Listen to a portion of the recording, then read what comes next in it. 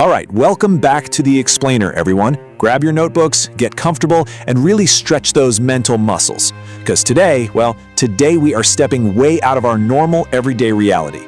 We're diving headfirst into the fascinating realm of mystery math, specifically dimension theory. Now, if you're a secondary school student trying to wrap your head around how the universe is actually put together, you are in the absolute perfect place. We're going to decode some of the most, honestly, mind-bending concepts in modern physics, and we'll do it using nothing but clear, logical deduction. Let's get right into it. 11. It seems like a pretty ordinary number, right? You know, the number of players on a soccer pitch. But in the world of high-level physics and mathematics, this specific number represents something absolutely astronomical. It's the ultimate puzzle, the mystery of 11 worlds. See, modern theoretical physics suggests that our universe isn't just the standard flat reality we see around us every day. Actually, scratch that. It's not even just the 3D reality we walk around in. It's built upon a hidden framework of 11 distinct dimensions. Which naturally brings us to the big question. What exactly are these 11 worlds, and how do spaces and dimensions actually stack up in physics? Honestly, it's hard enough to imagine even one extra dimension, let alone 11. But think of it like building a massive skyscraper. You don't just start building the penthouse floating up there in the sky, right? You have to pour the foundation, frame out the first floor, and literally stack them up one by one. So today, we're going to climb that architectural ladder of reality together. Part 1. From 0 to 2.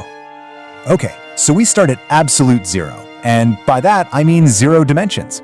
Now, ever since the very early days of geometry, tracing the math all the way back to ancient Greek thinkers like Euclid, mathematicians have defined this absolute zero as a single, indivisible point.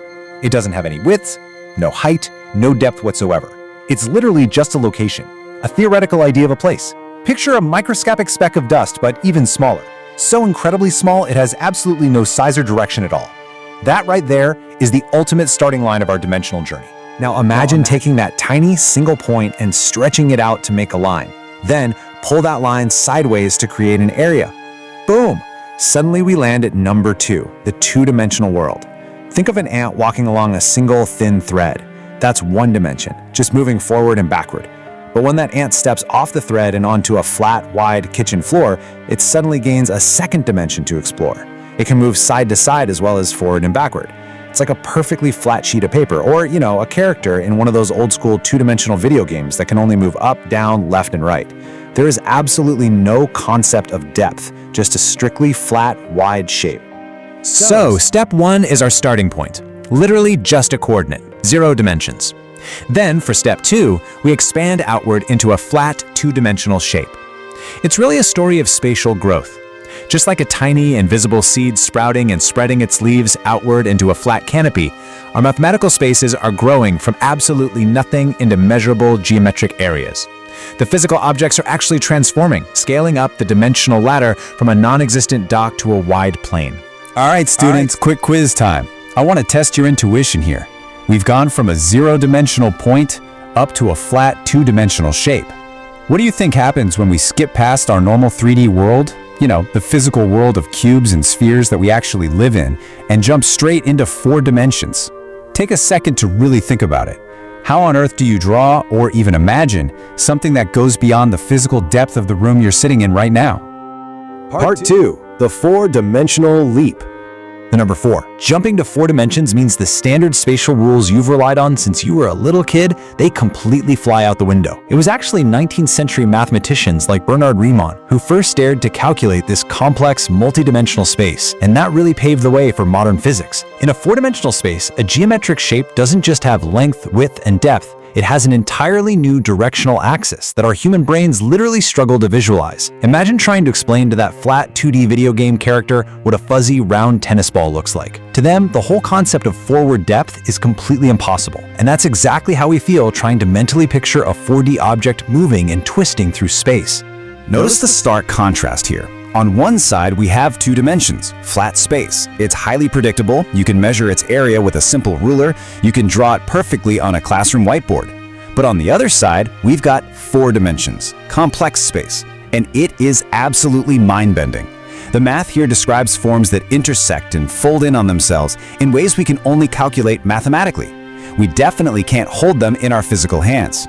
The jump from what's easily understandable, like a flat shadow, to what requires pure, rigorous mathematical logic, it's a massive leap. Which brings us to this highly intriguing phrase from our source material: zero ticket, 4 dimensions choice. It's kind of cryptic, but it's a beautiful way to frame dimension theory. Think of math like a giant transit system, and you're holding a ticket.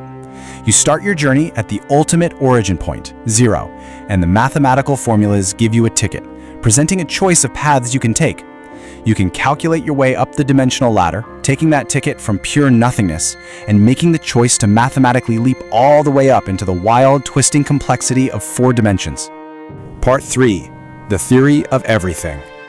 Now you might be wondering, why does any of this actually matter to us? Why do brilliant physicists spend their entire careers looking at 2D shadows or mapping out invisible 4D spaces?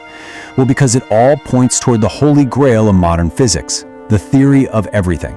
This is the ultimate concept, attempting to unite all physical dimensions and mysteries of the universe. It's the grand, unifying equation.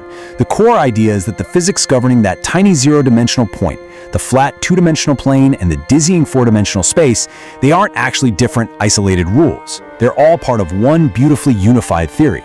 Every time an object scales up in size and dimension, it's just expressing another layer of this grand cosmic formula. Which leaves us with one final massive puzzle to ponder.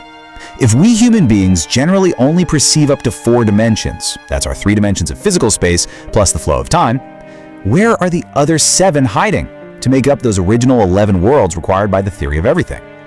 Are they curled up so incredibly small at a microscopic level that we just can't see them? Or are they folded around us in ways our brains simply aren't wired to perceive?